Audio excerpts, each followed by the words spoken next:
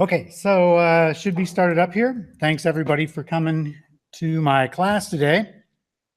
So what we're going to cover today is dimensioning and tolerancing inside of SolidWorks. Hope you get some more reliable parts. It's not a full GD&T class. I've got a textbook here for those people in GVC who cannot see me holding it up. It's a big book. It's got a workbook. It's got pages to fill in. It's got discussions, questions. It takes a week to get through this, or you can also take a class at a community college over a quarter or a seminar to get really good at GD&T. So that's just my disclaimer. You're not going to leave here being GD&T experts. It's sort of like chess. I'm just going to tell you how the pieces move, but that is not going to make you a chess master after this 2 hours.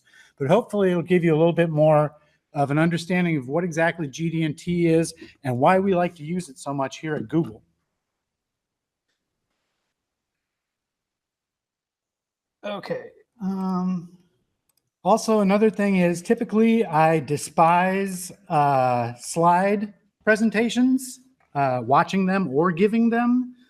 But unfortunately, with this topic, I'm going to be doing a lot of this type of slides, tell you exactly what's going on. So the agenda, we're going to cover how to put dimensions on, talk about block tolerances, stacking blocks, that sort of thing, as well as how to put your geometric tolerancing onto your design. So I've got this example right here.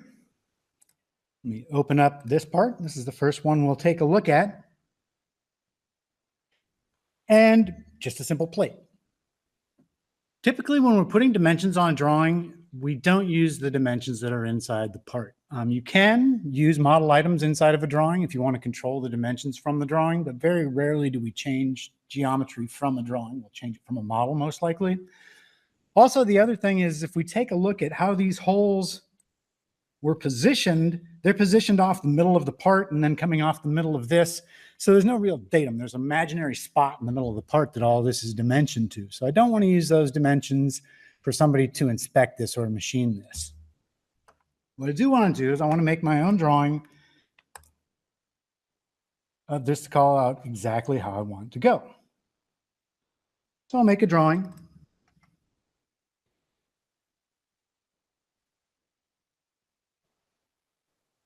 Here we go. Drop in a couple of views. Now, before I do, notice over here, I can bring in those design annotations. I can put in those dimensions if I want. I'm going to choose not to because I'm going to put them in manually. But I'll come back to this option a little later in the presentation.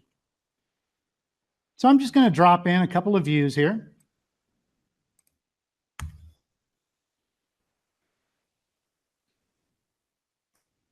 Okay, and I'm going to put in dimensions. Now, you always want to start off with the extents of your part, basically the X, Y, Z. I'll put some dimensions in here. Call out how big this part is. When it comes to putting tolerances or notes or anything inside your dimension, when you select on the dimension inside of SolidWorks, you'll see over on the left-hand side of my screen, here's the property manager for those dimensions. This is where I can add tolerances, different types of tolerances. I'm going to go through them pretty shortly. You can also add text to your notes. So if you want this to be THK, I always want to have cap locks on. So if you guys ever instant message me and I come back with capital letters, I'm not shouting, I'm just working on a drawing in the other window. Okay, THK. I can also put in a carriage return, works in here. So I can put any text I want before or after that DIM symbol.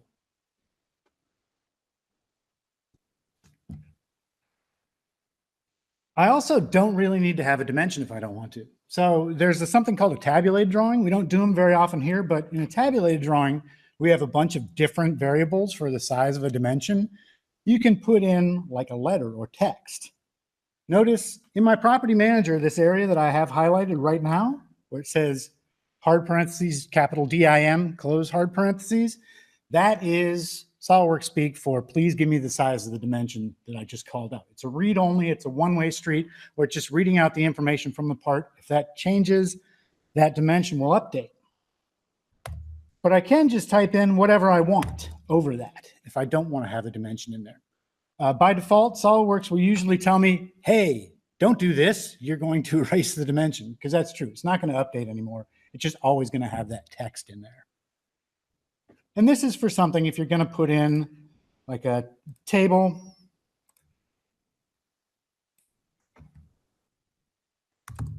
Where you can call out the part, the size of dimension A,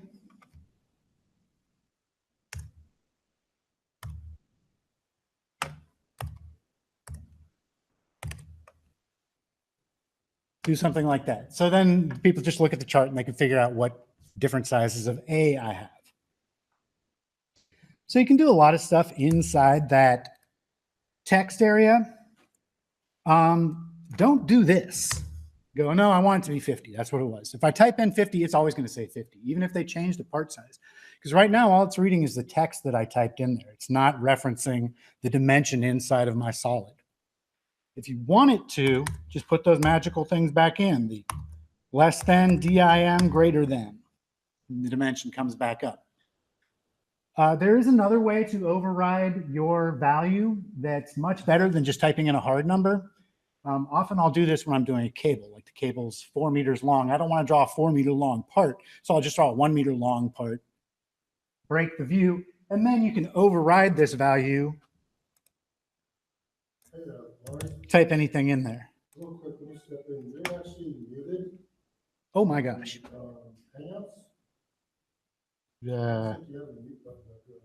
I think that's the. Yeah, that's the AV guy. Because here's my microphone. Okay, let me apologize. Say, hey, there's a lot of people saying they can't hear me.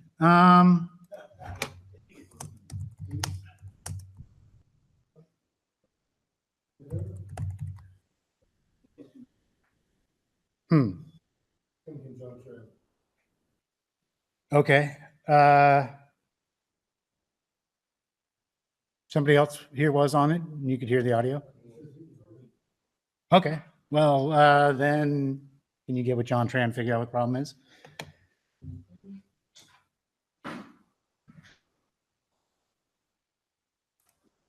Okay. Sorry about that. So typically we don't want to override the dimension. You just want to put the dimensions in there, but I wanted to show you the fact that you can put in information into that dimensional text. I'm also going to put some dimensions in, go from an edge to a circle. That'll give me a edge to center. If I go from circle to circle, it defaults to center to center. If that's not what you want, you can always go into the leaders and change this to min max if you want to measure the extents of the circle instead of actually to the centers. On each dimension in the value here, I can put in either tolerances or notes. I'm actually on the Hangouts too, and I can't. Yeah. So He said that, John just said he can hear you now, and then, no, you just kind of, again, something worked. Something did, something worked momentarily. Okay. I really don't have any. The microphone is on in the room. We can hear you over GBC as well. Is the person in question, is it numerous people? Yeah, there's a guy in here as well as somebody on live stream. That's strange because we can definitely hear you over the Hangout and the live stream. Okay. Can you have them ping me? Michael Nishimura.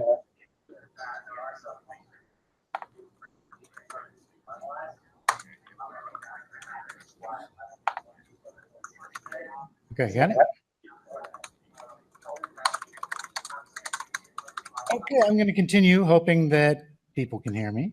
I know you guys can hear me in here, right? All right.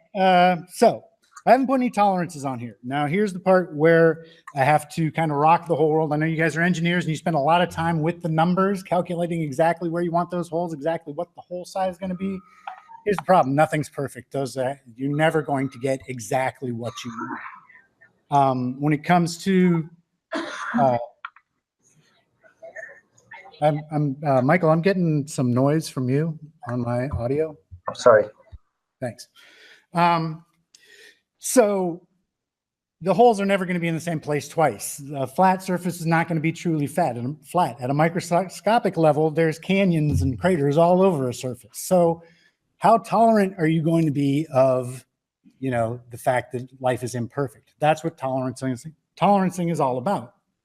So I can click on this dimension and say, well, I want it to be 10. I realize it's not going to be perfect. But if I click on the tolerance and precision, I can start adding tolerances. A bilateral will give me a plus minus. If I want to go over or under a certain amount, I can do that.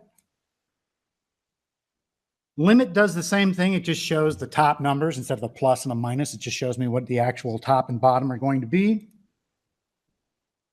Symmetric will be a plus minus like this. We typically will see these a lot of times. So this thing can be 9 to 11 is what I'm telling them, plus or minus 1.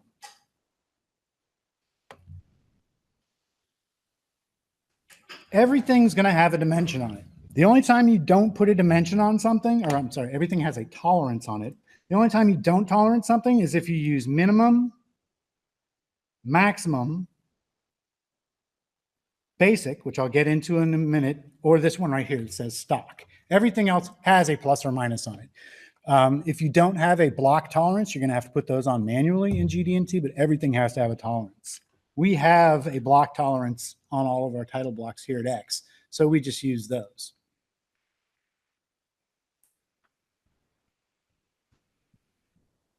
Okay, but this one's also going to be a symmetric. I want this one to also be plus or minus 1. And I want this to be DYP, which will mean that that's typical for the spacing on those holes. Away from that one.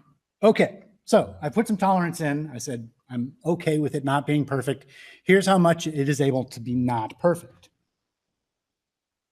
The thing that we get into with that is called tolerance stacking. The way that I put those dimensions in, it's a little different on the board. Instead of saying typical, I actually put 2 dimensions in on this one that you're looking at currently.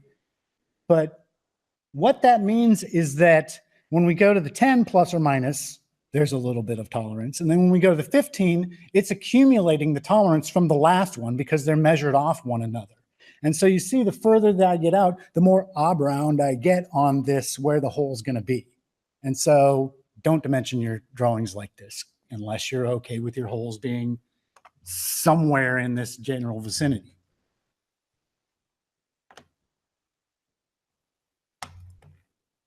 Okay, I do want to save this plus or minus 1. What if I use it a lot? You can save dimensional text or tolerancing to a style inside of a drawing. So I hit the plus symbol inside of my dimension property manager. Call this plus or minus 1. Go on here, do the same thing. Style, this one's going to be PM1 TYP. The reason I did that is because I'm actually getting rid of these. I don't want those dimensions. They're terrible. What I want dimensions for is I just want a dimension.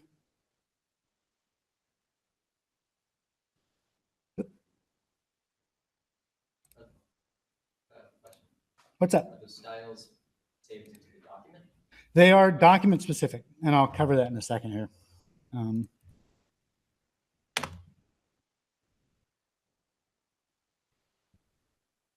Okay, so I had a question about these styles. Are they document specific? Yes, they are. So this plus and this delete, that's dealing with those that are in this drawing. So if I pick a particular dimension, I can flag it with that style. It gives it the tolerance that I want. You can do a group select as well. Notice that it will keep the text or whatever you put in there. It's an exact copy of it. If you've got it so that it's an exact copy and then you'd like to edit it, you certainly can do that if you want to change the tolerance that you're giving on the part or on the tolerance itself, the precision, that is, how many decimal points this is out. And that does not change the style. The style still stays the same. If I reapply that style, it'll go back to the same amount of decimal places that it was before. If you do want to save them externally, you can do this here. You can save a style to a library. So if you have notes that you're putting on dimensions constantly, what you do is you go to download. It'll take you to look for this type of file. Once you've used it once in that drawing, it'll be put into that drawing, and then you can use it over and over again. Also, you can save it into your template. If there's ones that you use all the time, put a bunch of them in there, save that into your drawing template, and you'll have those styles in there automatically. That answer your question? Excellent. Okay. This has way too many decimal points, so I'm going to try and change that here. I'll go into my styles. In the document properties, so again, this is specific to this file that I'm looking at right now, I can play around with the overall standards. Let me save this to just basic ANSI. You'll see my leaders changed. The tolerance also changed. This can be misleading, because watch this. If I pick this part and say, yeah, I'd like to have this 5 places out, still only 2 places out. So by default, if you're using the basic ANSI standard, in your properties, under dimensions, there's a choice as to whether you're showing trailing zeros or not. So all it's doing is, since there's no number after the decimal point, it's just dropping it off of there for me. I want to show those. And then you'll see that goes to that. It actually was that many decimal places out. It was just dropping off all the zeros.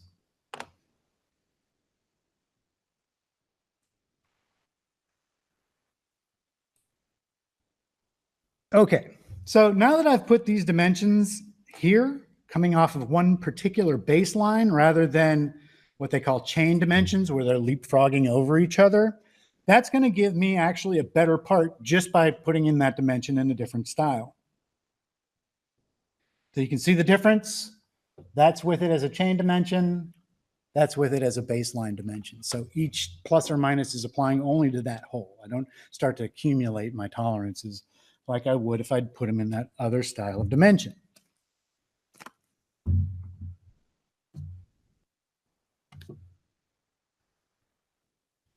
Okay, the other thing, and I mentioned this briefly, is the fact that there's already tolerances in this drawing just because of the title block. So I don't have to always say plus or minus 1 on something. If I just take it down to 0 decimal places, this is automatically plus or minus 1. This one, if I go back into the drawing, these would be plus or minus 1.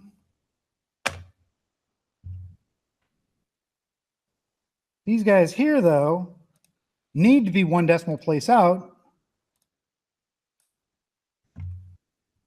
Or at least this one does. Both of them should, because I'm going to do the baseline dimension, because they have 0.5. So if I take it down to none, it rounds it up, which I don't want. So in this case, when you have a decimal place that does not match the block tolerance, you're going to need to apply those styles.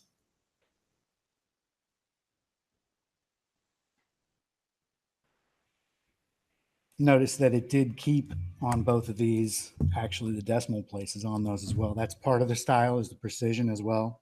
So I'll just knock those down to 1 decimal place. And by default, the tolerance that's on that dimension will match the same amount of decimal places as the original dimension, but you can edit that here. So this top one is the tolerance on the dimension itself. This is this one is the precision on the dimension itself. This is the precision on the tolerance. Okay. Typically, I don't use these baseline dimensions for this type of thing. I'll use another type of dimension. If I go into my pull down here on my dimensions, I've been using this smart dimension tool. There's also an automatic one for baseline dimension where you just pick the baseline and then every place you hit, it takes a dimension off that baseline. That would have given me the same stuff that I had before, but I usually use these ordinate dimensions. Now, how an ordinate dimension works is you need to pick a 0 first. And then every place you pick is measured off of that 0. You need to add stuff to your ordinate dimension. Like here, I forgot one of these circles. Don't do this. Don't start a new ordinate dimension. Why? Because it'll start you off at 0 again. You can actually have more than one 0. If you have a really long journal or something, rather than measuring 20 feet this way, just measure off the two ends of the journal. And so you can have a 0 on the left and a 0 on the right. That's perfectly fine, but not what I'm after here. What I'm after here is I want to continue that ordinate dimensioning off the 0. So if I right click on the dimension, there's a choice to add to ordinate. When I turn that on, it becomes live again, starts putting it off of that 0. Now I picked just the regular ordinate dimension. If your first 0 is a linear edge, that's fine. It'll figure out whether it's horizontal or vertical by the direction of the edge you selected. But if you're picking something that's circular, you're going to need to tell it which direction you're going. So in this case, I'll say, okay, vertical ordinates, start here, measure there. Okay, I just realized that's wrong. I don't want this here. You can move the 0. What you do is you select on the 0 and then grab this little dot at the end of the dimension, drag it to another spot. When you do that, it's going to warn you, hey, you're changing the 0. I'm going to recalculate every dimension that's coming off of this ordinate. If you remember the one on the top used to say 25. Nope, I guess I get a time limit on that question. Okay, now it says 32.5. So it recalculates all the ordinate dimensions off that 0 when the 0 is moved. And again, put more of them in, you need to right click, add to ordinate. There we go. Also, we can do box selections if you want to quickly, change the tolerance on all these. You will do them, in mass.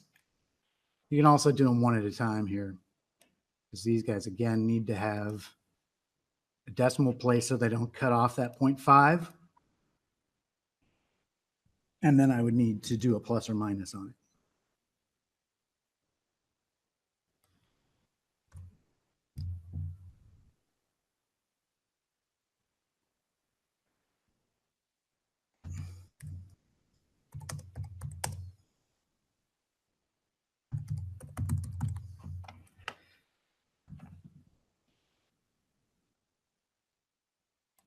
There we go. So that's how you can use styles and ordinate dimensions and things like that to get a bit better dimensioning scheme on your part to get you what you want. So because we're using an ordinate dimension, you get away from those tolerance stack issues.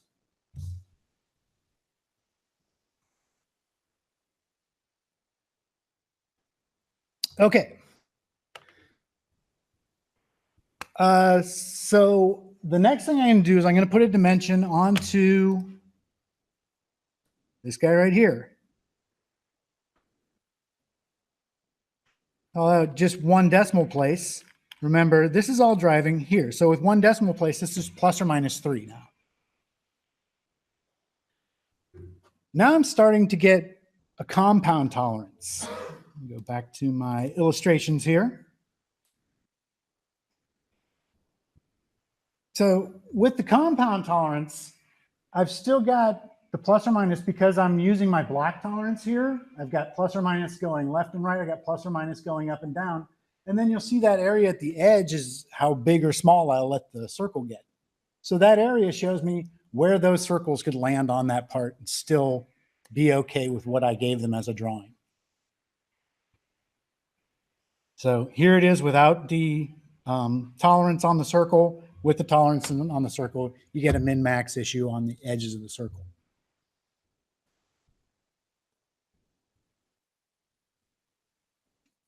Okay. Any questions so far? You guys okay with what I'm putting down here? All right.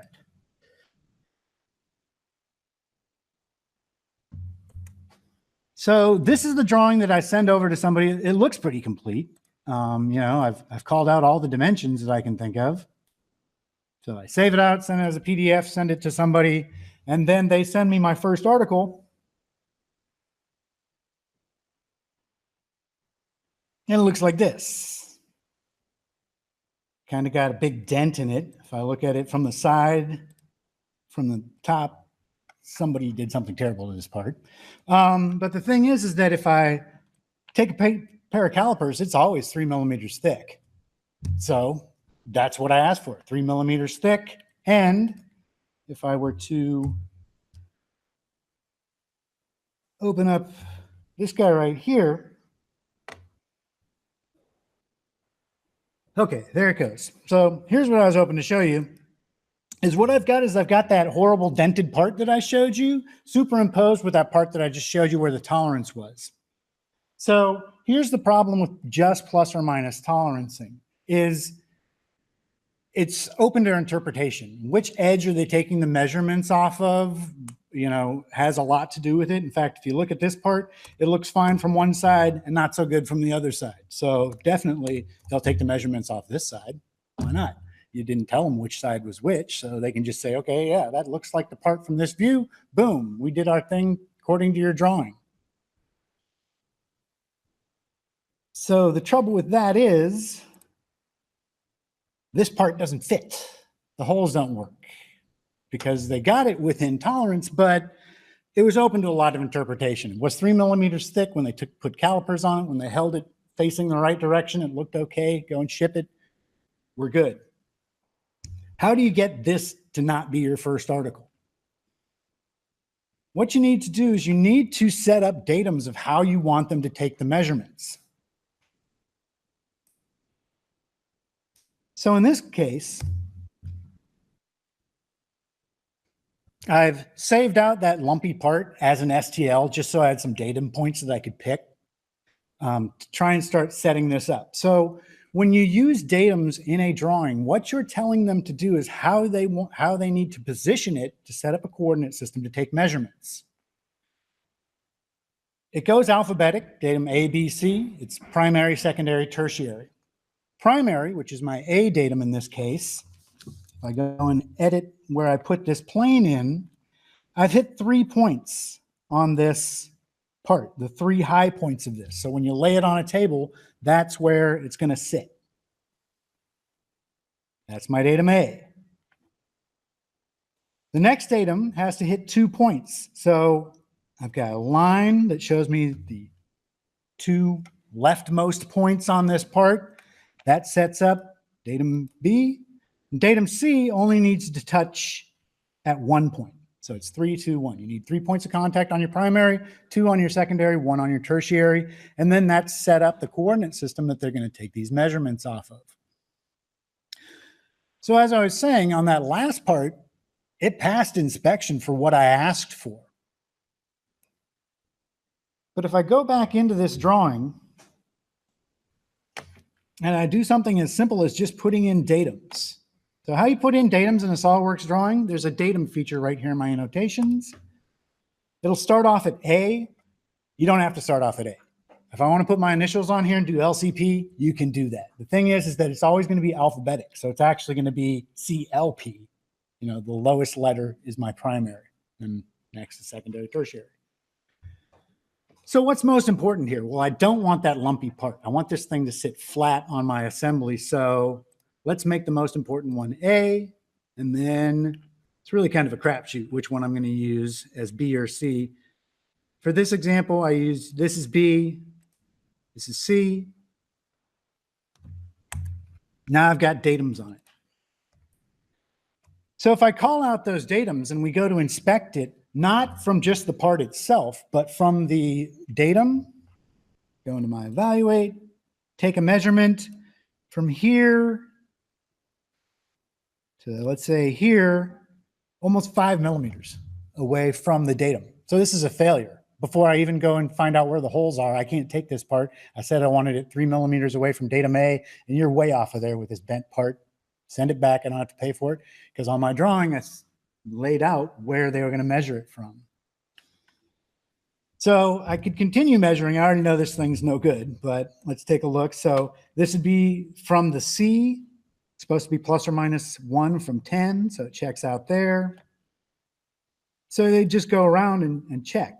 This one, just inside of the tolerance from that. When you're looking at the tolerances, you want the A, B, and C tolerances go throughout. So I'm going to measure, here, this part did not pass. So even with the lumpy part, I could still check it. Some of the holes are okay. A lot of the holes are not okay.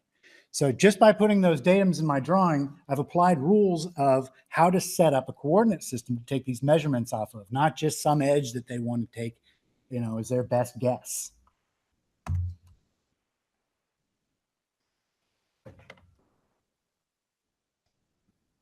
So we set up 3, 2, 1, then we can take the measurements. Here's an illustration. You just notice that they did STU as their numbers. It doesn't matter. The lowest one's going to be 3, second one's going to be 2, last one's going to be 1. So that's for a prismatic part when you're setting it up, how to set up datums. Typically what they're going to do is they're going to put this on a CMM, take your first article, and actually take measurement points off of this and see if we've hit the tolerances that we're asking for. You don't always need 3 datums inside of your part to set it up. You guys all use SolidWorks? All right, good. Because in an assembly,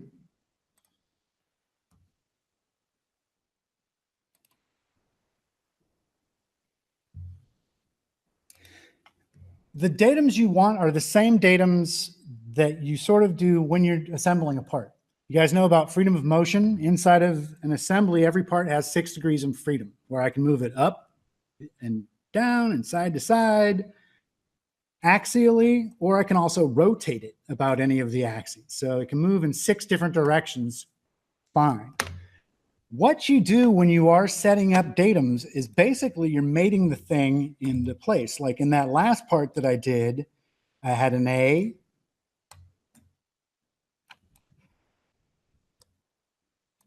and a B,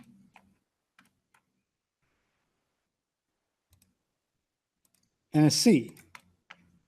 Now that part doesn't move anymore.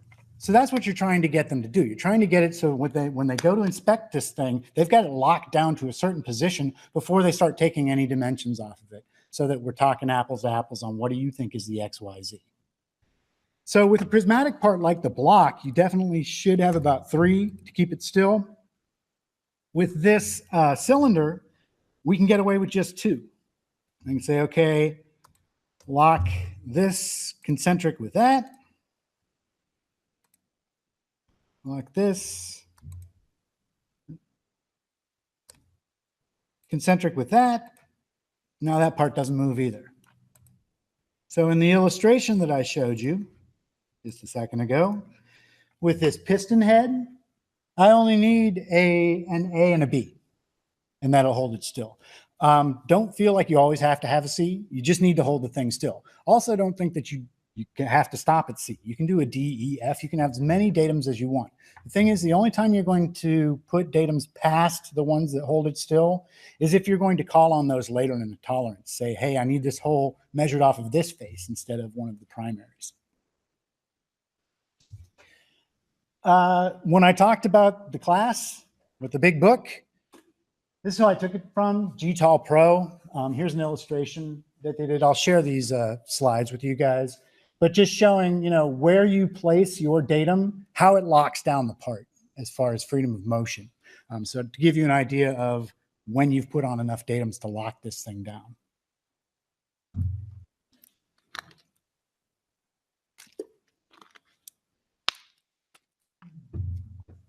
Okay. Oh, way ahead. All right. Any questions so far on datums? Nope. No comments. Just questions. That's all I'm looking for.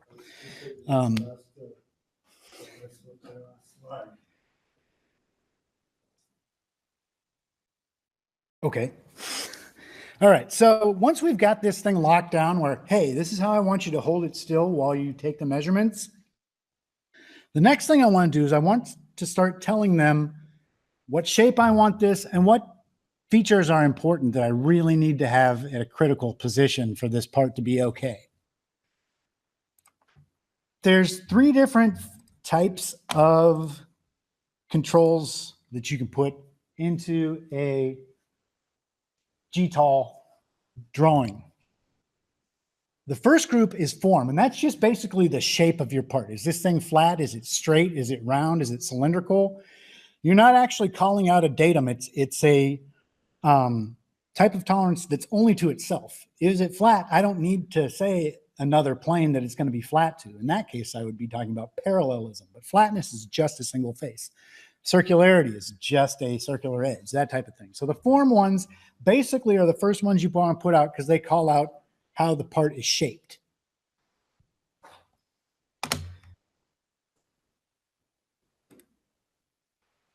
So in this case, I don't want to have that lumpy part that they gave me. I want to have a flat part.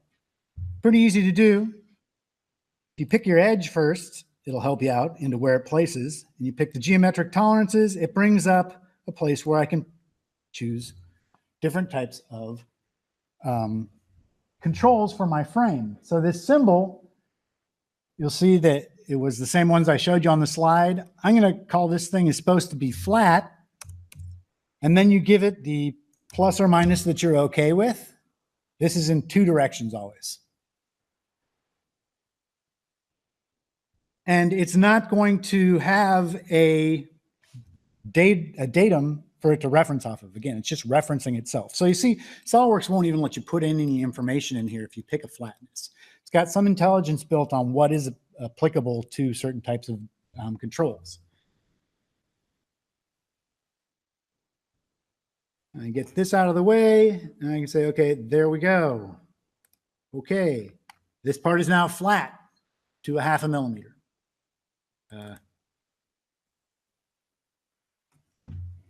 That'd be 0.5 millimeter.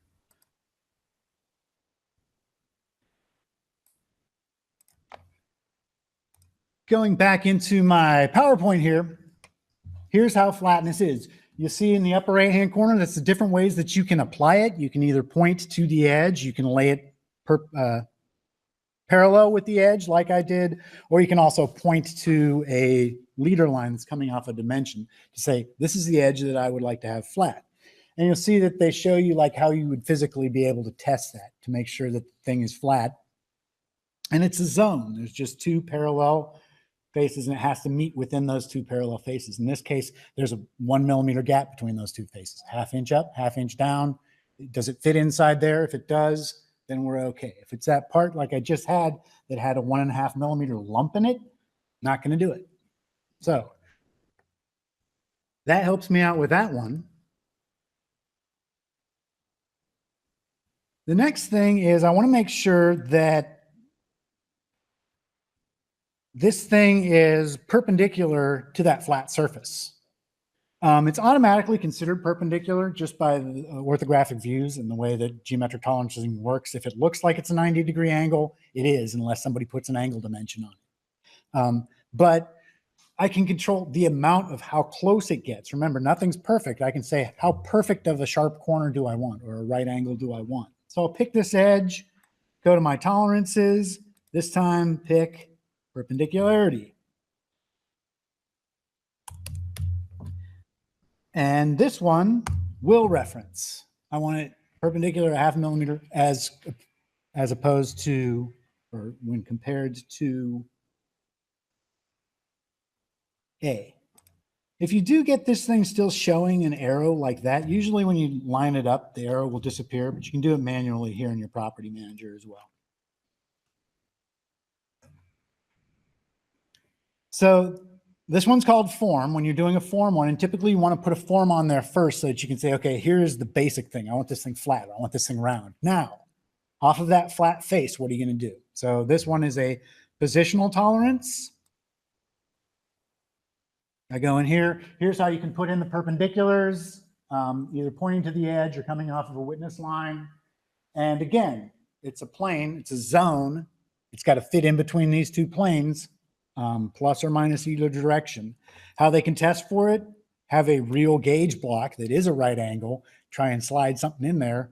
If it's, you know, if you can fit a piece of wire in there that's smaller or that's bigger than your tolerance, it's a failure.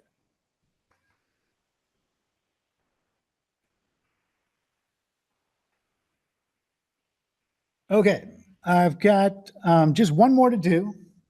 So I applied these two edges. You can pick an edge, or you can actually pick a dimension as well and put a tolerance on the witness line, or you can just pick a dimension like this. And here's the basic workhorse of GD&T, that positional one right there. That's telling me where exactly I want it when I'm looking down on that 2D plane. So I give it a tolerance. And I want this one toleranced in every direction, X, Y, and Z. It's always going to be, the axis is always going to be right in the middle of it, opposed to the A, and then my X and Y position are by B and C.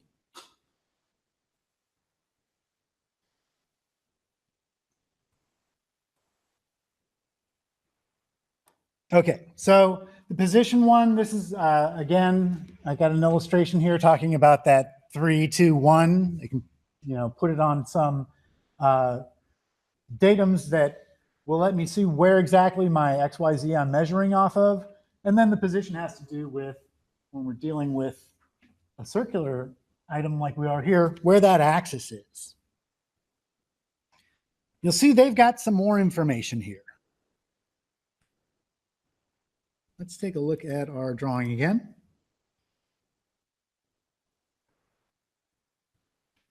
If you want to edit a frame, all you need to do is double click it.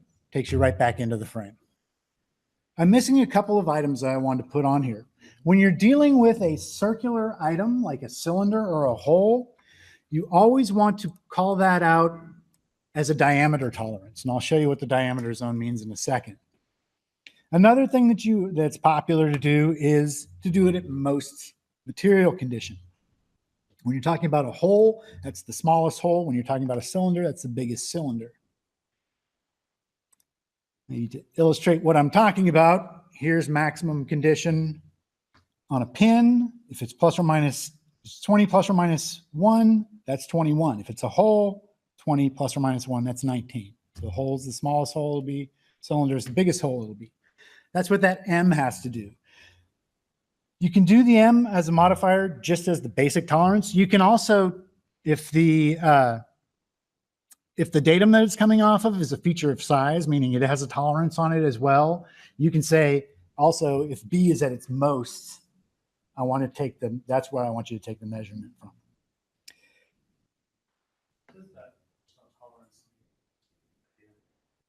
So, okay, when we're talking about B and C, we're talking about the X, Y look. And I forget to repeat these all the time. He asked me, you know, when you're doing a position, he gets B and C, but A, how does it relate to A?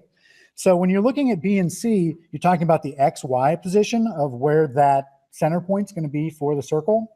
When you're looking at it from the A, what you're talking about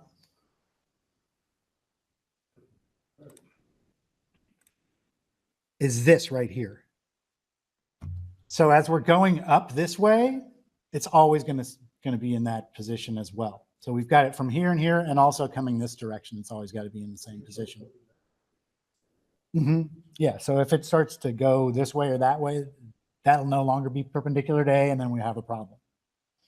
So it's just asking that the B and C get us located, and then the A keeps us perpendicular to the back face. Does that answer your question? Sweet. It's not to the back face, it's perpendicular to a datum. Because the back face, again, could be all warped, but that datum's always flat.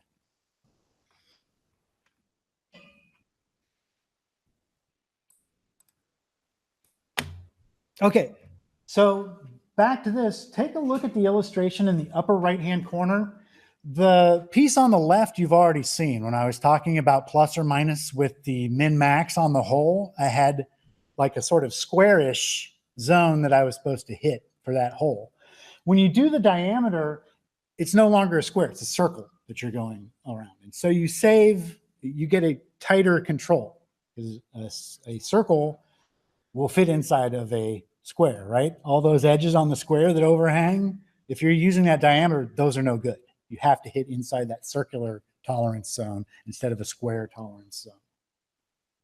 So it gives us more accurate parts, which is why we always put a diameter in front of anything that's a hole or a cylinder.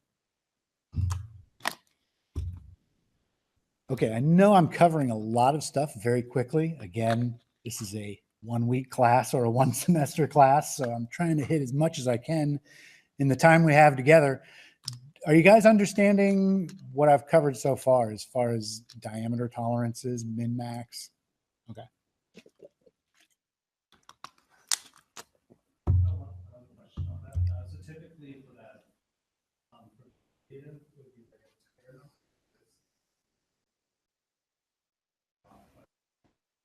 number. That's a good question. What's the question? Thank you, Monty. I will repeat it. The question that he asked is, what if you don't want to have A as tight as B or C? You can do that when you're looking at a, what's going on? Oh, I'm still on this. Here we go. When I'm looking at a frame here, there's different ways that I can do a frame. If I truly wanted it different between A and B, I can add another one. If I want it tighter or looser to a particular datum, you can do that. So you can start stacking them and you can put as many of these as you want in there. If you've got this checked on, a composite frame, that's different. When they're separate positions, that each one of those lines is its own thing. You have to figure out where the datum is and take the measurements from that datum. When you're looking at a composite one, that has to do with a pattern, where the top one is the hole that you're pointing to, the tolerance you want that hole to be, and then the second one is all the holes in the pattern as they relate to the seed hole. So you can do different frames. If you want to have a different tolerance, like I said, it's this composite frame thing that does the trick. Here, they're all going to be the same. It's just on a pattern going to be different. Here, I'm actually calling out different datums and having different tolerances for different datums. Does that come anywhere near answering your question? All right.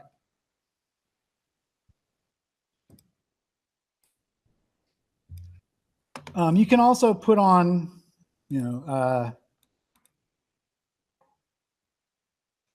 a tolerance on this as well. All right, so if we did a composite frame, since we have a hole pattern here, if we care that the hole pattern is very close to each other, but not, it doesn't necessarily have to be located correctly on that face there, we would do a composite frame and we would call out the top line loose. Yes. For where we want that whole grouping to move, and the bottom line would be how close the grouping is to. That is exactly correct. And then what datums would you use for like the first line and the second line? If I was doing composite one, I'd probably do A, B, and C for both of them because you're measuring off of those X, Y's, and Z's.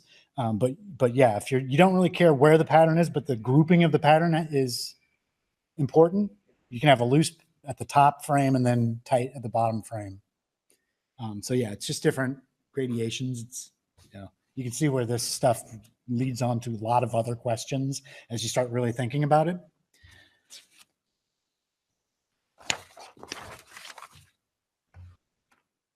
All right. I'm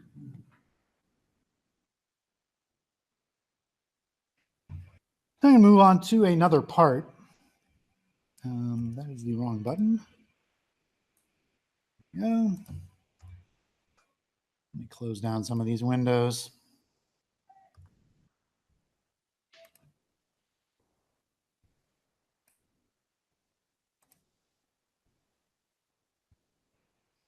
Okay, definitely throw that part away. back to our assembly. So for a simple plate, it was really easy for me to put on datums. Like, okay, here's one face, here's another face. It's a cube. It doesn't take much thinking about it. Let me take a look at this part here. I'm going to make a drawing of it. Brand new.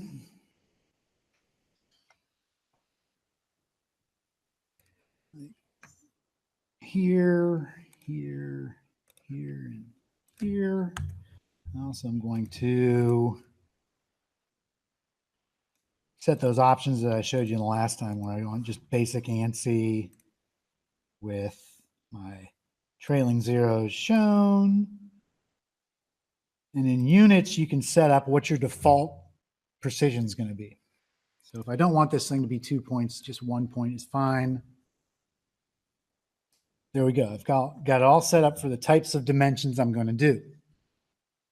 What I want to talk about is the way that people do GD&T wrong, because it happens all the time. Someone will send you this part and say, hey, I need this part. My supervisor says I need GD&T on it. So GD&T the thing up for me, would you? Okay. So he sends me the drawing and I just start taking guesses like, okay, if I was going to try and get this thing, I'd probably lay it flat there. This is a nice flat face for there. I don't know, maybe the outside is important. Put dimensions on, put tolerances on like that.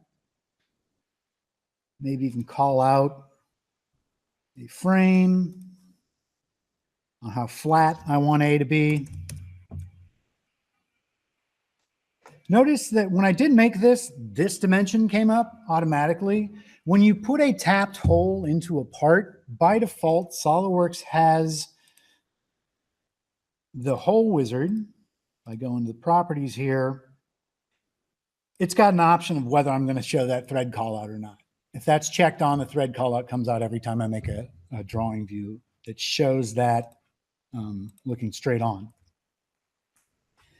So that's where that came from, but don't really want that.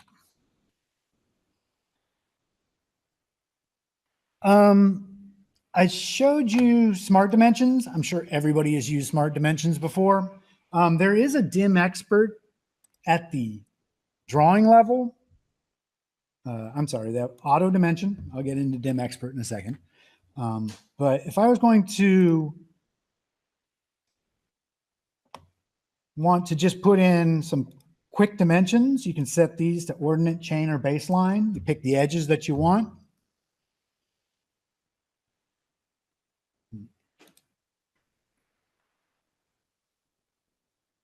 Puts all the dimensions that it can find in that drawing view.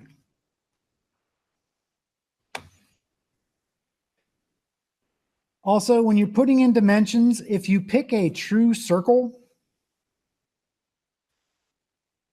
it defaults to diameter. If you pick an arc, it defaults to a radius. I showed you where the min-max for 2 holes is. It was under liters. If you're looking at this, when you pick a diameter dimension or a round dimension, you have a choice of either doing it as a linear dimension, a diameter dimension, or a radius. So SolidWorks has to pick one. Here's the rule. If it's a full circle, it'll put a diameter. If it's a partial circle, it'll put a radius, but you can always go into the liters and change that so that it gives you whatever symbol you want. And I can put on a dimension here. Again, in the text, it's always good if you've got a pattern, put something like that in there.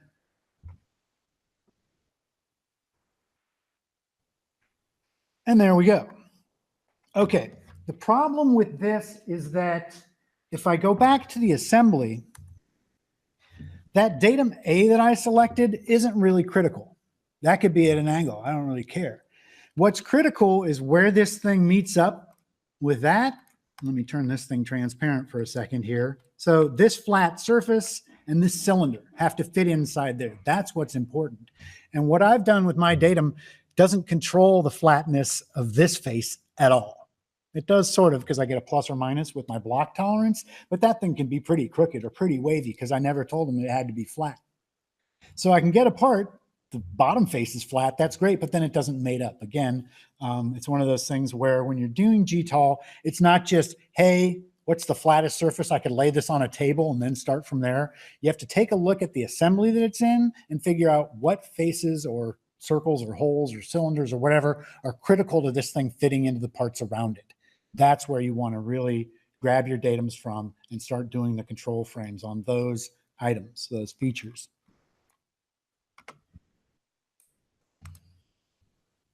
Okay, so black. Let's get rid of all that. Try this again.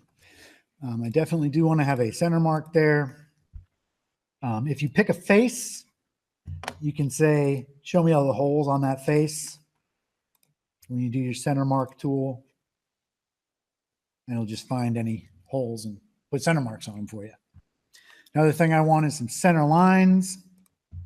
Here, kind of call out the middle.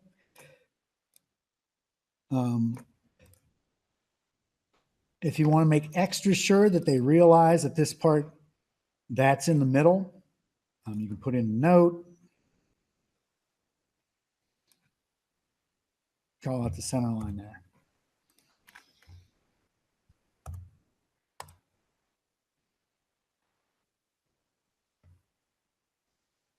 Okay, so what was important? This face and this cylinder is what I need to control. So, okay, let's start with that as datums. It's going to come back, it's already a datum D because I already put A, B, and C here. If you just type in A, it'll reset it. Also, it's going to be in the properties of that sheet. When you right click, it'll show you which letter's coming next for your next detail view and which letter's coming next for your datums as well. I want to put a datum here, and you can also put a datum onto a face, onto a cylindrical face. But now that I think of it, what I'd rather do is I'd rather call out exactly the shape that I want and then add datums to those shapes.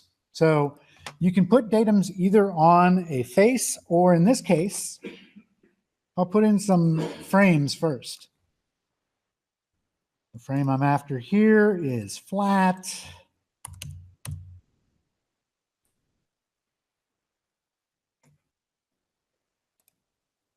The frame that I want here is perpendicular.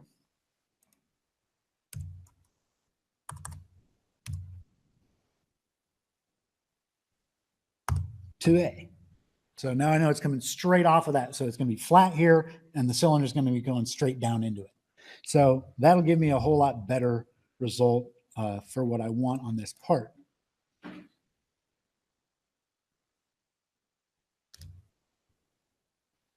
it make any difference whether you put that datum call out or the form call out on the top view or the side view? It does not matter which view you put it in. This one's going to be a new one that we haven't checked out. This one is called a, there's a couple of these. There's a profile of a surface and the profile of a line. Surface is a three-dimensional surface. A line is just the edge of the part. But I can say I want it to hold that shape pretty tight according to A and B. I want it to hold this shape. We can get a lot looser here because that's not critical. I do want to make sure that flat face is in the correct position. And so I call out the datums I want. Now, the thing is, I've got A, B, and C here, and I don't have them called out yet. Now, the reason I did the frames first is because you can actually put your datums on your frames. You say, okay, for A, I want A to go here, B to go here, C to go here. And so now I've not only called out exactly how I want that face, but also that face is what we're going to use to measure off of as well.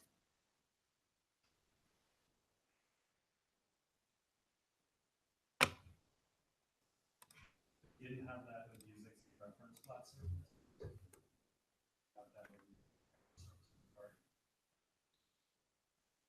Well, it's always using the actual surface of the part.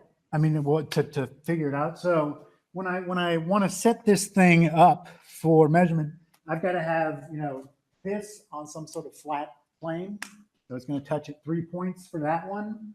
For B, I need like a 2-point chuck grabber. You can do a 3-point chuck for a primary cylinder, but you just grab it by 2 pieces. And then anywhere on that face has got to touch for my third thing as far as setting up those reference planes. And then I measure everything off those reference planes.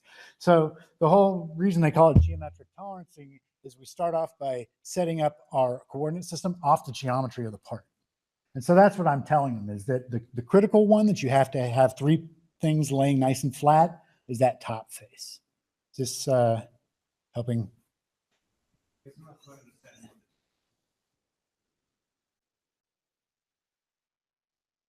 Oh, it's just that it's a legal move that you can either, I could, for this one, I could have either put the datum A on that edge.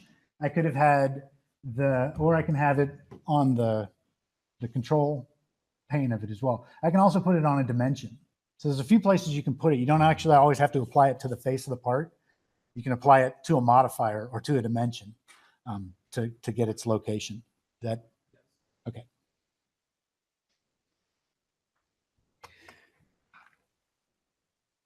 So I showed you the auto dim tool.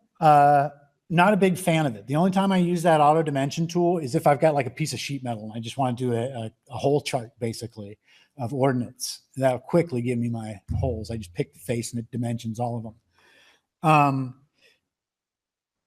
There is another style. So I showed you the auto dimension. In this DimExpert, I can do smart dimensioning, or I can do this thing called a DimExpert, where I can pick a datum. In this case, I'm going to pick the axis of that cylinder.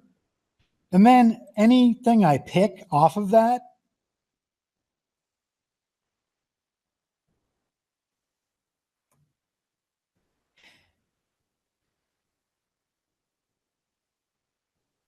it'll put all the dimensions that it takes to locate that position from whatever datum I used. So in this case, it put in the 25, it put in the diameter automatically for me, put in this 30 as well. I'm not too crazy about these dimensions. I don't want them to locate them like that.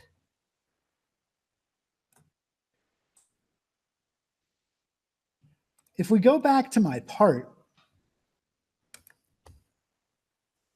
the way I put these holes in was with the hole wizard, and I used a construction circle to figure out where my bolt hole circle was, and then just hit the points of my hole wizard onto that hole circle. So I have a piece of geometry inside my part that I can use to dimension with. By default, this template has the sketches hidden. I say, okay, I'd like to see them. And I go into the drawing view in question.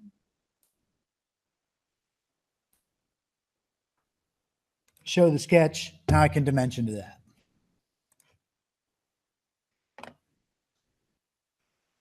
I need to use a smart dimension for that type. But there we go. Start putting this thing in. Now, also, you notice that when I was using that DimExpert tool, when I used just the smart dimensions, it just showed me the size of the hole. I had to go in and edit it to say it was 3 times hole. This one, it came up right away 3 times. And it even has a tolerance on it. How did it do that? What it's doing when you're using that auto dimension tool, it's not only putting in dimensions coming off of whatever datum you've selected, but it's also grabbing the information from the part itself. If you use the hole wizard to put in your part, there's a lot of information inside the hole wizard. In a drawing, if I choose to do a hole call out and I pick a hole that was put in with the hole wizard, puts in all the information for me, rather than just putting in a smart dimension and having to type all that in.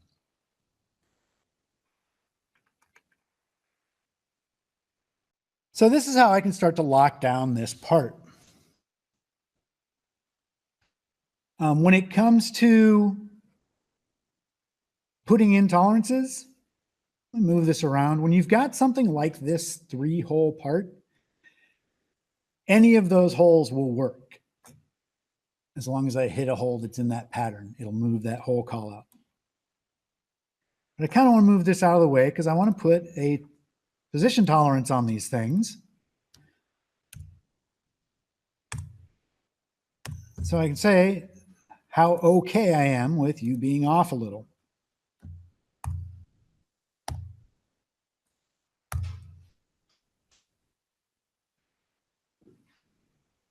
One nice thing about these frames, they are just like anything in SolidWorks where it's Windows native. I can copy a frame and paste it somewhere else and then just drag and drop it onto a dimension. It'll lock right to it.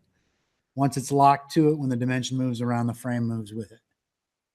So if you've got one that you're using all the time, just put it in once and then copy and paste how many times you want. Snap it to whatever you need. New link dimensions.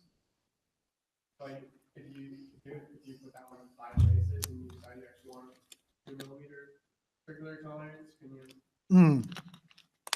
No, it's not going to change them all that you've copied and pasted. It's like copying and pasting a sentence in a word processor. If you change the sentence, the rest of the sentences don't change, just the one you're working on.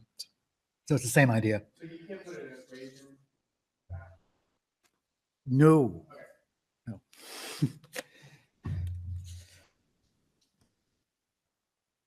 No. Okay. So I think I've got this thing pretty much squared up.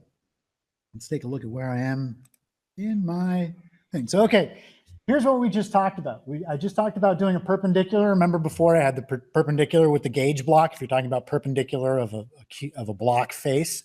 Here I've got perpendicular on a cylindrical face, so like a hole or a cylinder coming out of there. See how you're controlling it. You want that thing to be able to drop straight in without ever touching the side when it's hitting flat, going flat towards the datum that you've got. The other one that we've got is a profile of a surface. You can also do profile of the edge. You see on these illustrations what we're talking about. It's basically a zone. So when we're talking about flatness, that's pretty easy because it's a flat thing. But if you've got a curved surface or something like that, how do you call out how curvy a curved surface is? Well, you put that on there. You say, take a look at my CAD. You can go plus or minus this surface to this tolerance. So that's what we did on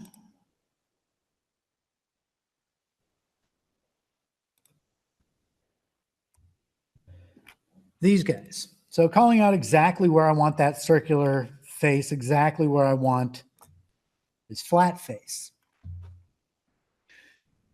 If you've got a surface here, it's pretty easy because you just figure, oh, one of them is this partial circle and the other one's the straight line. But if this had a lot of different aspects to it, as far as, more than one edge, when I go back into the frame, there's the ability to put in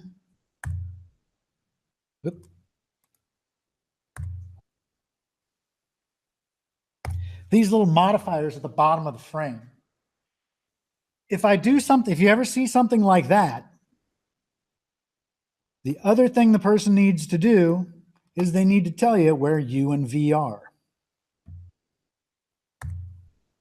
So if you ever see just letters hanging out in space like that, it's not that they were lazy about their notes. It's that they're actually calling out something. You can put a leader on this if you want to point exactly to where it goes. Just pick on here, add a leader, give them a little bit of a heads up exactly where you want that to stop. But then when you're looking at that, this only applies to keeping that surface between the 2 points that you've specified. Yep. Yeah, you can even do, you can do more than one if you want to have UV over here and XY over here. You can just call out little pieces of what you want as far as the surface you're controlling.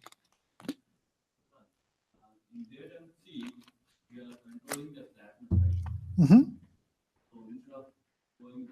Well, it's not really controlling the flatness. What it's controlling is where that surface is in X, Y, and Z. So I'm not really saying, it could have a little bit of a warp to it, but as long as it meets how far this is from that axis and how it lines up to this as far as perpendicularity, that's what I'm controlling right here with that. If I wanted it to be truly flat, I would have done the flatness. on there, but then that probably would have been its own datum. But it's a little bit different. I'm just controlling the position of the surface. The surface can still be a little bit out of whack. It doesn't have to be flat. It just has to be at that position. The question was, I'm always terrible at repeating the questions, was, is this making this thing so it's always flat? I mean, because it's a line, yes, pretty much. It's controlling it. But that's not really what's critical. What's critical is the distance that this is from datum B and from datum A. Any other questions? Yes, sir. Is that profile perpendicular from the surface or is it perpendicular from the datum? You always go with the datums. When you call out A or B, the surface positions where the datum is, but the datum is like is a true plane. Because the surface, I don't know what the surface is. This thing, it's flat to that, but it's not. It can be, because of that, it can be not a true plane. So what I'm calling out is, when I'm calling out this, it's not to that cylindrical surface and that flat face. It's calling out to where the datums are set from that flat face. The 3 points that flat face lands on, that's datum A, and that's where I'm measuring from. That clear it up at all? So it's like if your datum was actually going to the center of that part with the tolerance zone, it wouldn't be like just plus minus from that profile. It would be like perpendicular to the axis. Well, in this case, this one, I'm calling out how perpendicular that axis is to A. And then the tolerance zone I have is sort of like a cylinder that runs on that I'm allowing it to tip this way or that. And that's going to determine where I'm measuring from B, whatever that tip is. Okay.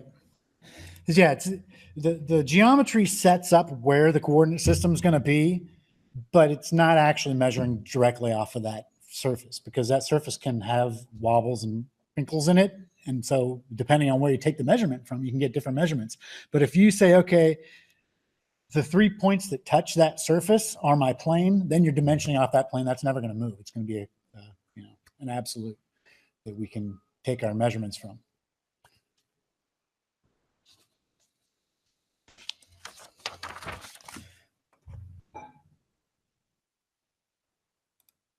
Okay. Any other questions before I move on from that last example?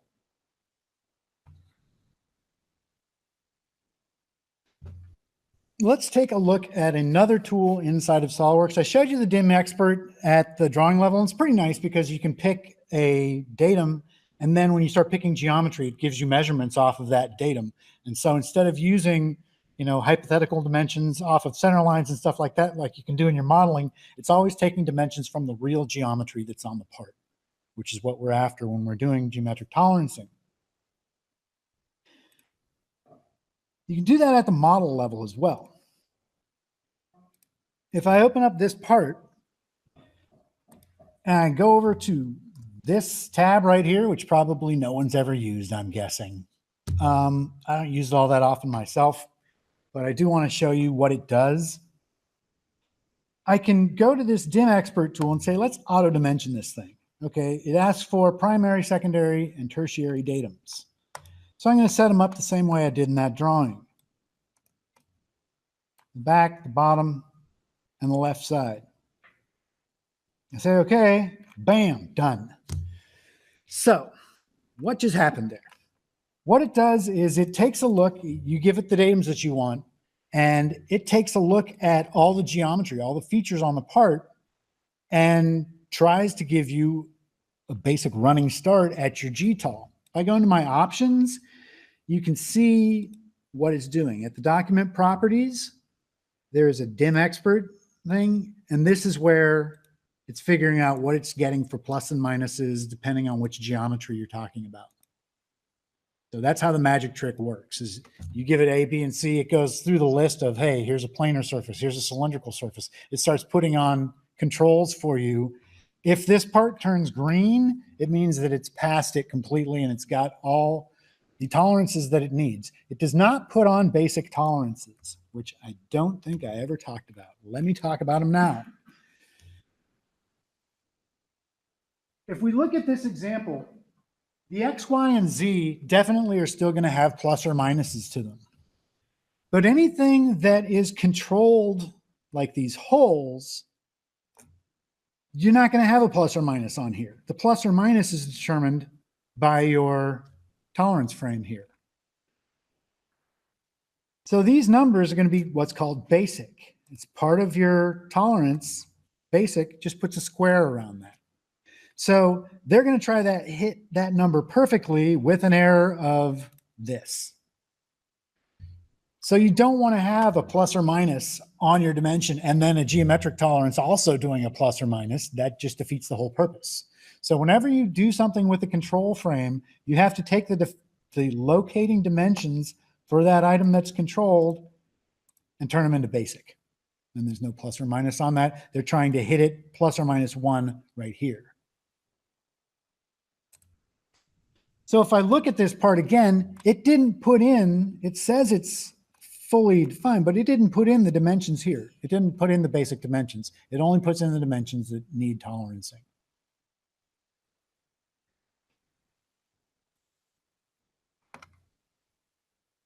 If I make a new drawing out of this,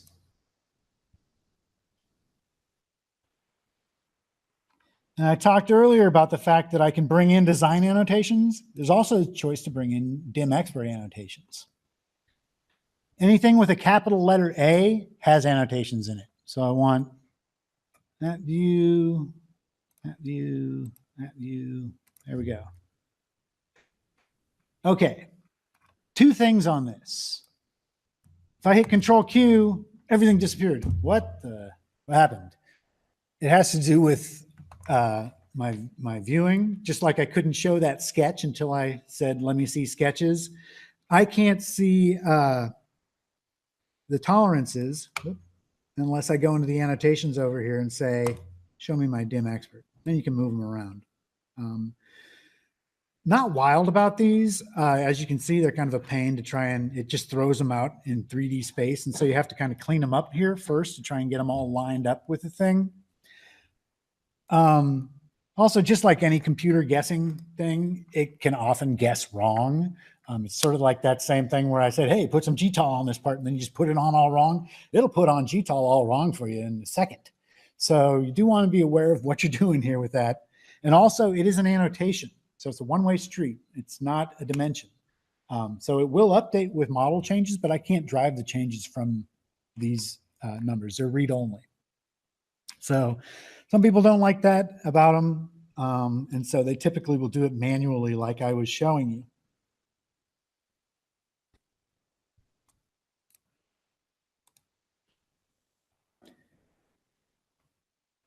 So why do I even bring it up if it's something that I would never use? Well,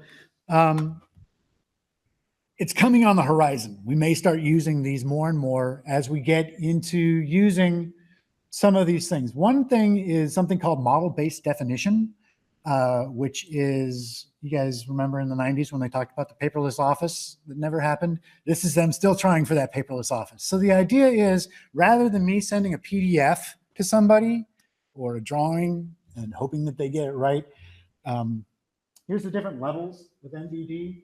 Currently, we're right here at Google, where we include a CAD model with our 2D drawing. But as you start moving up, at some point, there is no drawing. There's just a CAD model.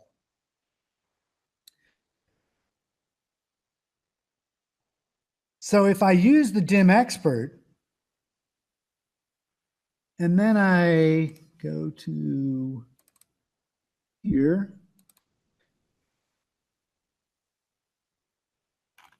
I can send an e-drawing with those DimExpert things. This is the vendor gets it. He's got the information he needs to build the part now. You've put in the tolerances onto the model is the idea. You just send them the model. All of your dimensioning and tolerancing is in that model. They don't need a drawing, theoretically. Again, this is something that's in the future. Not a lot of companies are doing complete, have gotten much above level 2 in the world today. I know that one, Raytheon, it's a defense contractor. They're already doing this, but it's one of those things where you have to convince everybody to get on board, not only your own team, but also your vendors and things like that. So it's a hard road to hoe. But it is something that someday you just send somebody one file and that's all the information they need. They know the material, they know, what datums you've set up and what tolerances are important to you just by getting that model. So that was, there is also some add-ins. There's an add-in for inspection. There's also an add-in for MBD inside of SolidWorks. And the inspection goes hand in hand, where when you've got a part that's all MBD'd out, somebody goes and they get the first article and they start taking CMM reports, it'll set up a spreadsheet where it's a pass or fail on each one of the dimensions that they've measured. Again, this buys into the fact that everybody's going to be using DimExpert tools, and you're going to go out and purchase this tool that's not really quite there yet. So in the future, this might be a thing. The other thing I want, and I keep doing that, is there is one really good reason for using this. And let me turn this thing into MBD. When you have a part that's like that first one, a plate, it's easy. Just ABC, click the button, magically everything appears. Here, just like when I did the drawing and went, oh, I'll do an ABC quick, that's going to give you a horrible type of thing. So what you want to do is you want to start doing the same thing that I did before in setting up the frames on how exactly I want this part shaped. I'll bring up my DimExpert tools. And what I can do, I'll pick this face and say, let's put in a frame. This one was flat. Try that again.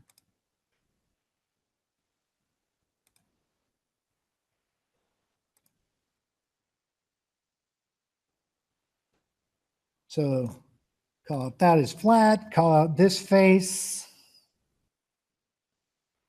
as perpendicular to A. And again, SolidWorks is watching what I'm doing. So it's actually flagging me and saying, hey, you just called out a datum I don't have. That's fine. We'll fix it when we need to. So there's that one. You'll see that if it's brown, that has some sort of issue with it. This one was going to be profile to surface, pretty tight to A and B.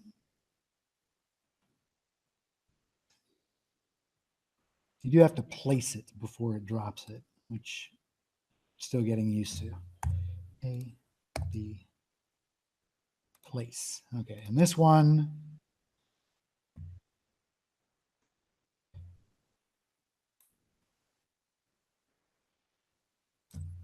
four.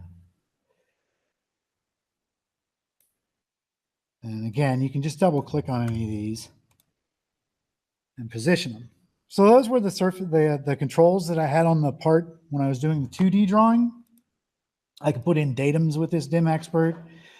It's kind of funny because if I say this is my face, let me turn that to A, it automatically attaches it to the correct control. If I say this is B, it automatically connects it to the correct control. And you'll see the brown ones just turned green because they're okay now.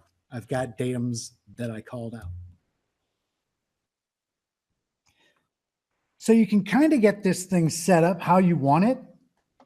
And then if I turn on this show tolerance status, it'll show me green is good, yellow, it's okay.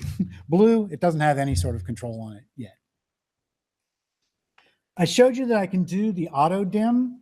Before I said, let's auto dim right from the start because I didn't even have datum set up. But if you've already set it up, what it'll do is it only puts stuff on things that are not controlled yet. All the green stuff, it's just going to ignore because those already have some sort of control on them. So all it's going to do is it's just going to go through the part.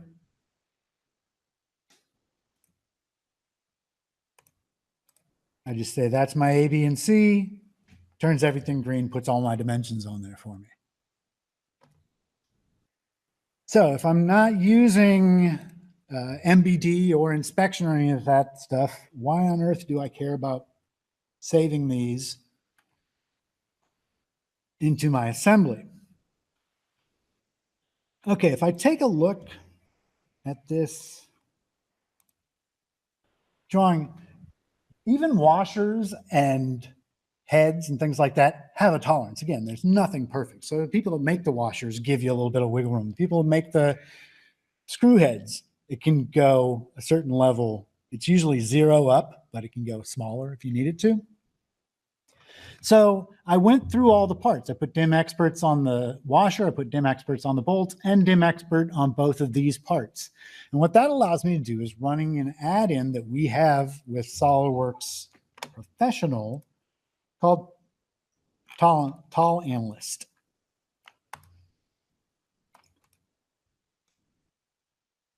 So what I want to do here, let me just check my mates, yep, is I want to first go into my add-ins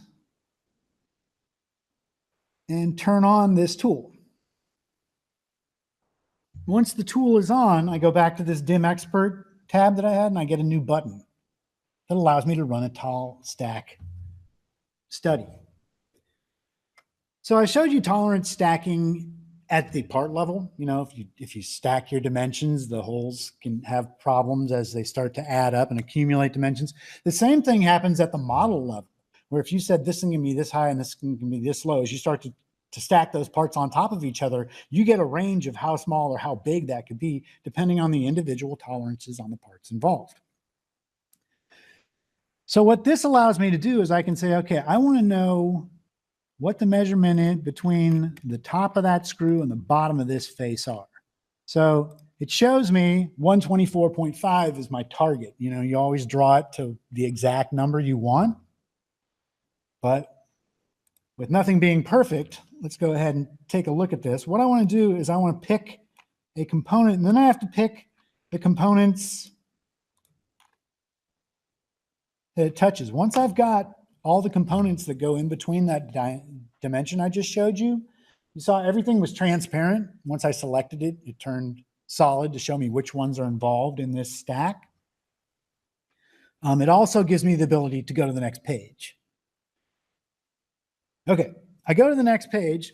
This is one of the reasons people don't really like this tool. This is a really simple assembly as far as the mating conventions that are in it. What it does when you say, okay, I want to do a stack, it takes a look at each component, how it's mated into the assembly, and says which mate is crucial. What's your primary direction you're measuring this stuff from? So I don't care how circular this thing is, so the concentrics do nothing for me. I want to know where that dimension is. And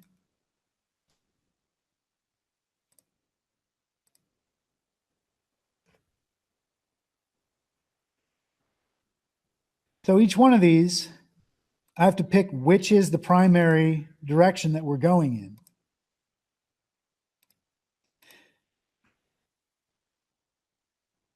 So it's kind of a pain to pick it there. I don't have very many mates. If you pick a component that has 70 mates, you get to see all those mates with a little thing pop up. And it's like, okay, I'm not using that tool.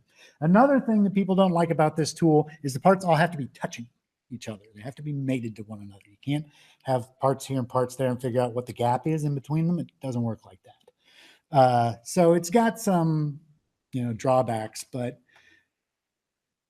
in a case like this, it works great, where I can say, okay, 124.5 was what I was looking for. Here's the minimum. Here's the maximum. So it's just taking the lowest that I can get, the biggest I can get. So those are the worst case scenarios. It also does something called RSS, which is root sum square, where basically, in a nutshell, what it's doing is it's figuring out the bell curve for each one of these tolerances. And then it's taking that bell curve and making a giant bell curve where this is probably what I'm going to get statistically, because it's very rare that you're going to get all lows or all highs. You're going to get some in the middle, some are high, some are low. So this is a ballpark of what you're probably going to get. So it shows me here also. So here is, what I'm typically going to get as far as the space that's really there.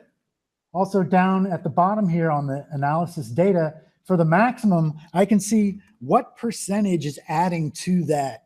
So this part with 58%, that's the one that's giving me the most on my maximum side. I can also switch it to minimum. Notice that graphically it shows you where the bottom of the part's going to be for my min max. And then on the min, I've also got, what's contributing the most to it. So that gives you an idea of what am I typically going to actually get for the fit on this thing. Also, it shows you, hey, this is the part that's really making it so this thing can have a giant max or a small min. And you can go in and start monkeying with those tolerances if this thing isn't hitting the zone that you're after. Any of that make sense to anybody? Guys, anybody got any questions on it? It's a nice tool again, but it's very limited. All the parts have to be touching each other. You can only see the stack of them. They all need to be mated to each other too. Otherwise, those mates aren't going to show up. You can't tell which way is critical on the direction it's going.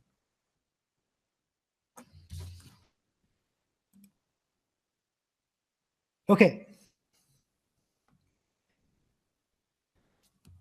There's a lot more frames than I showed you. The frames that I showed you, the flatness, perpendicularity, position, those definitely do most of the heavy lifting as far as trying to get things positioned. But there's some other things you might want to be checking. So these first ones are form. The basic shape of the part. Is the part straight? When you're talking about a cylinder or a shaft, here's how you apply that. You can either apply it, if you apply it like this, the dimension, you're controlling how straight the center line is. If you actually point out an edge, you're asking how straight is that particular edge. So the difference is that here is me controlling the axis where I'm taking a measurement and then figuring out where the axis lies, trying to get a straight line for that axis. On the where I'm picking a particular edge on a cylinder, can I fit a piece of wire underneath that cylinder? Does it bow? That's what I'm controlling at that point. Then, of course, you can also control the flatness between two flat faces, or the straightness between two flat faces.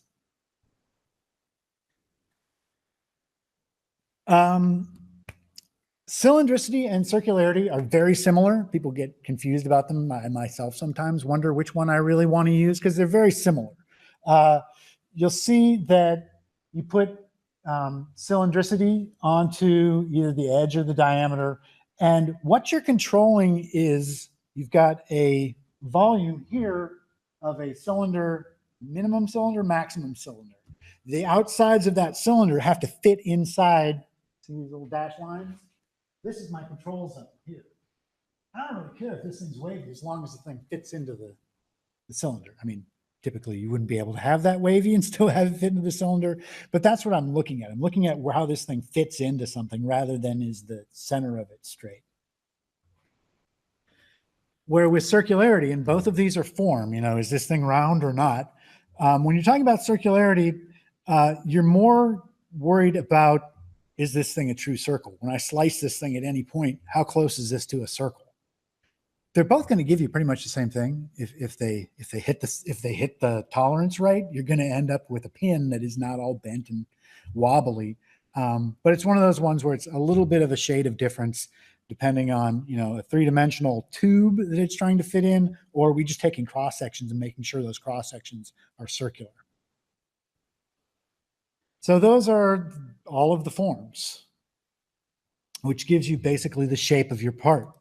Then we get into orientation. I already talked about orientation. Perpendicular is a popular one because you want your holes to go straight in, or you want your bosses to go straight out, not at an angle. If you do want them at an angle, there's angularity.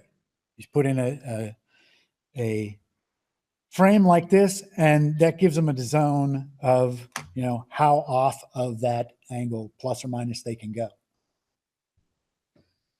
And then the last one is parallelism.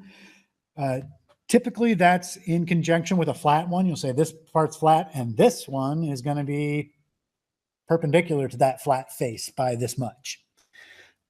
Watch out, because you can start making parts really expensive. That's kind of the whole thing with GD&T is trying to get the information across so that you get the part you want. But you can give them too much information. Like for this edge, I could have said, hey, I want that edge to be parallel to A, which is perfectly fine. But if you don't care about that, why'd you put it on there? Now it's going to be more expensive. They've got to go, and the person who's making it has to make sure that thing is parallel. And then the person inspecting it's going to check for that parallel. And in this case, I don't even really care if that's parallel. So you do want to make a decision. Just because you can put on datums and control features and stuff like that to spell it out clearly, is it really something that's critical to this part? That's what you want to put on, just the critical items. So this is just chaff for me because it's not really that important to my design.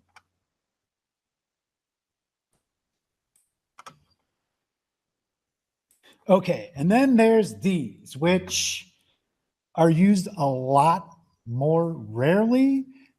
Typically when they're used, they're just used incorrectly is what's going on. The run out one is good. That's for a turned part. You don't want your turned part to wobble. Those are great. The run out with a single arrow, you're just asking for one particular face is going to be a certain distance from the axis.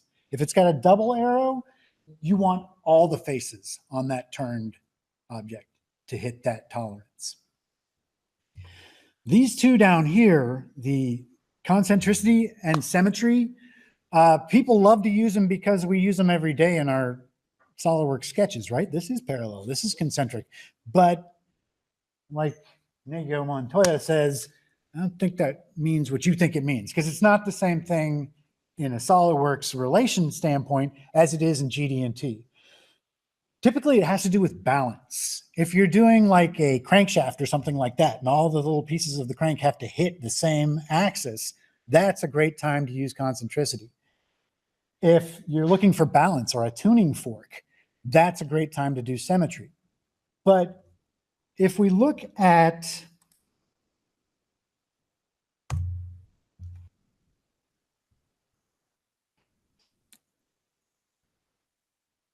this one again, a lot of times when we're looking at a circle like this, that's when people say, oh, I want these two to be concentric with one another. And they'll use that concentricity in that way. What you really want is a position there, because the position will figure out where the axis is. If the two axes are in the same point, hey, they're concentric. So the position is really the one that you typically want to use. Concentric kind of has that, you know, it's all about the balance rather than where I'm hitting the center. If you take a look at the example they got here, it looks like they wanted a round part, but that picture on the right passes. Because if we take a measurement here, take a measurement here, the medians both hit the axis. So that's concentric, even though it's not round. So, you know, be careful what you ask for. Typically these ones, if you are thinking about using them, think again. For the concentricity, just use the position. Same thing with symmetry, just use the position. And if you do it on both sides, that'll get you your symmetry. Or if you do a TYP also. Okay, any questions? I know I ran through a lot of those really quickly. And again, this is one of those things where you can take a whole class and discuss this stuff ad nauseum. But I just wanted to show you what all the frames were about and how to use them is what I'm getting after. Hopefully this has helped out a little. Just have a couple more slides when it comes to clearance and tolerances. All right, if you use the hole wizard, which I always love doing, always use a hole wizard. If this thing, if it's a hole that's under an inch, I use a hole wizard because I can change it to a counterbore or a countersink or a slot or something very quickly just by editing the feature of that hole wizard. Also, the hole wizard has a database built into it. Right now I pick just drill sizes, but I can say I would like a screw to go through there. Then I pick the size of screw.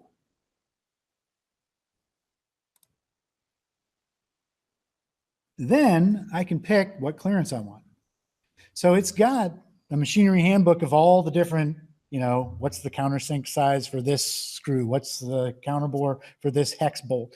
It has all that information. It also has fit tolerances. Loose, close. And so you can see if I show the sizing here, that it'll change the actual diameter of the hole for me. So you can put that into your model. When you're modeling, you can say, oh, I'm concerned that I don't want them to have to hammer the screws in here. So I'll give them, you know, a loose clearance so that they can get it just about right. Also, another thing that you can do with Hole Wizard, if you are worried about them not getting, you know, if I put a close one in here, it's really tight to there, it's usually nice to at least put a countersink at the top so they can get a head start at getting that thing hammered in there.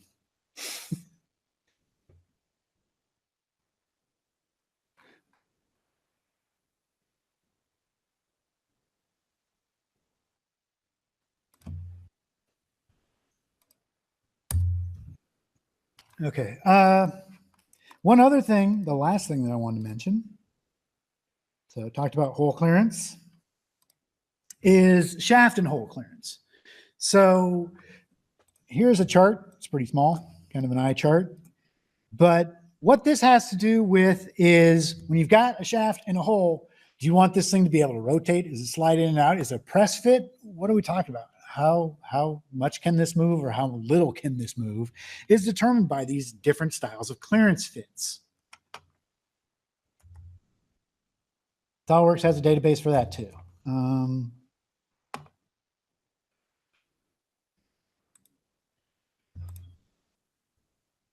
That's the one I'm after. So when I am putting in a dimension,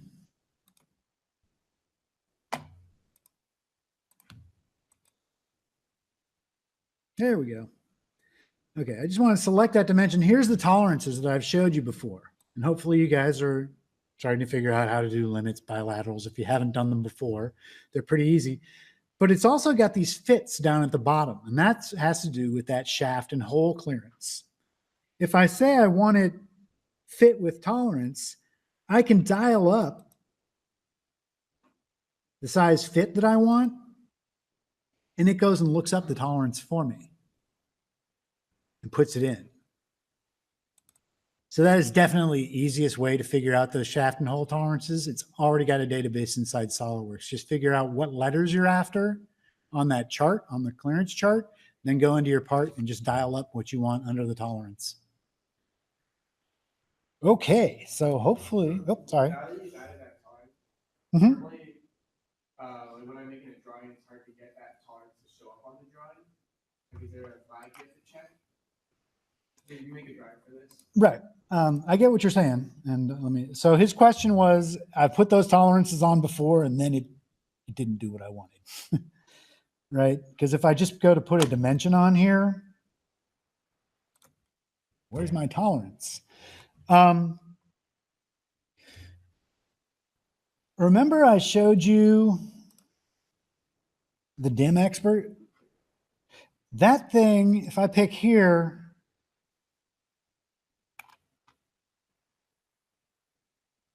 I was hoping it was going to give me my tolerance. It did not. Okay, hold on.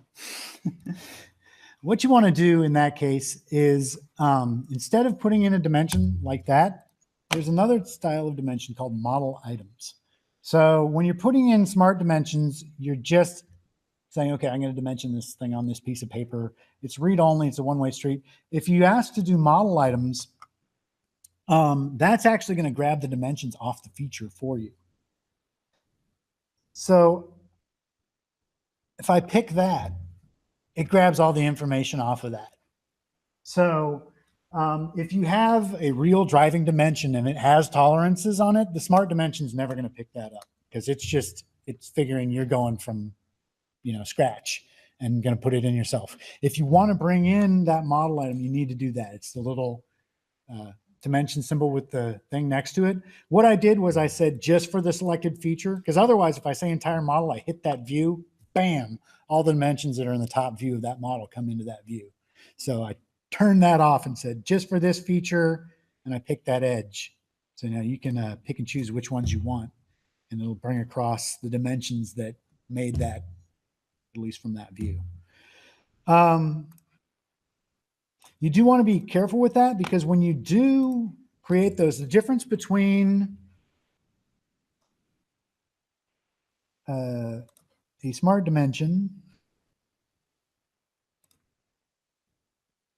right here is when I double click on it, it just brings me over here when I can change the tolerances or do whatever I want. If you brought in a model item and you double click it, brings up the modify box. I can actually change the size of that dimension from here because it's linked to the dimension inside the model. So just be aware of it. It's now a live link if you do bring that in. Does that answer your question? Yeah. Okay. Cool. Any other questions for me? You guys understand tolerancing a little more than when you came in? Hopefully. Okay, I did. I did a lot of studying to condense a 40-hour class into 2-hour seminar. I know I'm missing a lot. There's a lot more to GD&T. If you want to become a GD&T master, there are people that can teach you that, but it's a long course. This is just to get you guys started. From like an engineering customs perspective, how important is for prototyping stuff? Is it kind of like, don't worry about it?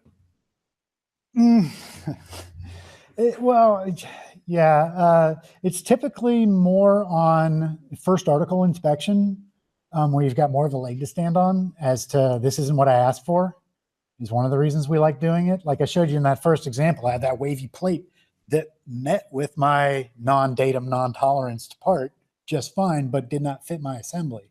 So we do them at Loon all the time. It was kind of an edict that, hey, everything's got to have GDAL starting now.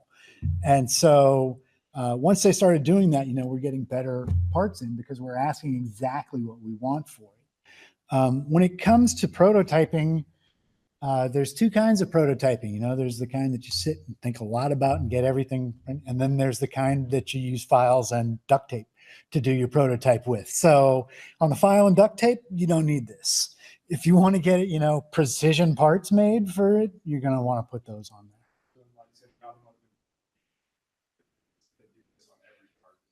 Right. Automotive, aircraft, defense. Like I said, a lot of them do that MBD. They're starting to get into that, those giant corporations that do that type of stuff.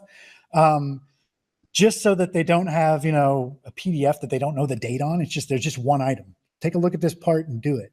And so a lot of those companies are moving to that. And that's why kind of MBD is becoming a reality, is because people like Boeing and Raytheon and all these people are doing MBD, and then everybody who supports them has to start doing it too. And so it's starting to spread through the community.